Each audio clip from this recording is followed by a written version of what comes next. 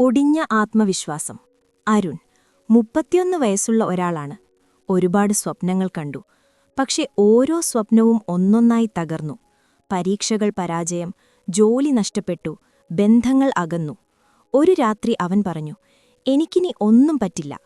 ആ വാചകം അവന്റെ തന്നെ ഹൃദയത്തെ മുറിച്ചു. അമ്മയുടെ ചായക്കപ്പ്. ഒരു വൈകുന്നേരം അമ്മ അവന് ഒരു ചായക്കപ്പ് കൊടുത്തു. അമ്മ ചോദിച്ചു, ചായ ചൂടാണോ? അവൻ പറഞ്ഞു, അതെ. അമ്മ ചിരിച്ചു, അതെങ്കിൽ നീ ജീവനുള്ളവനാണ്. തണുത്താൽ വീണ്ടും ചൂടാക്കാം. മനുഷ്യനും അതുപോലെ. അരുൺ ആ വാക്കിൽ നിശബ്ദമായിരുന്നു. ഒരു ചെറിയ ശ്രമം. അരുൺ വലിയ തീരുമാനമെടുത്തില്ല. അവൻ പറഞ്ഞു, ഞാൻ എന്റെ ജീവിതം ഒറ്റയടിക്ക് മാറ്റില്ല. ഇന്ന് ഞാനൊരു ചെറിയ ശ്രമം മാത്രം നടത്തും. അവൻ തുടങ്ങി.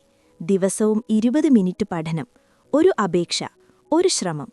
ആദ്യ ആഴ്ച ഒന്നും മാറിയില്ല. 30 ദിവസം കഴിഞ്ഞു. അവന്റെ ജീവിതം മാറിയില്ല, പക്ഷെ അവൻ മാറി.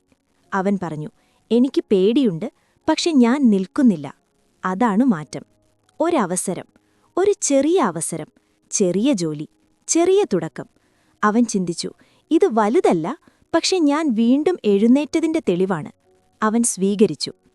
കഥയുടെ സന്ദേശം: 1. ജീവിതം തകർന്നാൽ നമ്മൾ തകർന്നില്ല. 2. പേടിയുണ്ടെങ്കിൽ ധൈര്യമില്ല എന്നല്ല. 3. ചെറിയ ശ്രമങ്ങൾ വലിയ ആത്മവിശ്വാസമുണ്ടാക്കും. 4. നീ ഇപ്പോഴും എഴുന്നേറ്റിരിക്കുന്നു. അതാണ് വിജയം.